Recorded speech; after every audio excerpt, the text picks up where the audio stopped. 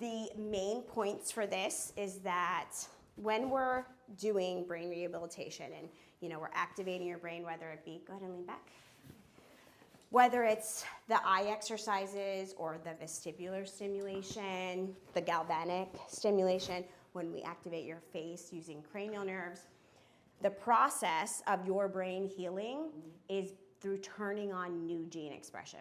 So what we're doing is we're activating pathways, and we try to do it in a multimodal effect. So we do multiple things at once. You kind of notice that. You kind of feel like we've got all these things going on at once. And there's a reason for it, because it gives us the greatest amount of neuroplastic changes. So we're activating this nuclei and all these pathways at once, and what that does is it turns on gene expression so we can start building the dendritic connections between neurons. So those are the communications. So we have shorter pathways and we have super long pathways.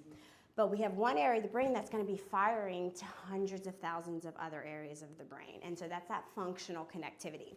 So we start doing treatment, and we're monitoring all your signs and making sure you're improving, making sure you're not reaching metabolic threshold. And then you leave here.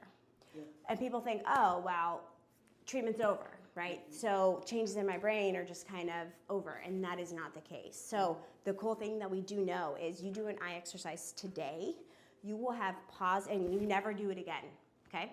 You will have positive neuroplastic changes from that one eye exercise up to a year after without ever doing it. And so it's the same thing, like when you leave treatment here, your brain, because it's a long process on a cellular level, is turning on new gene expression.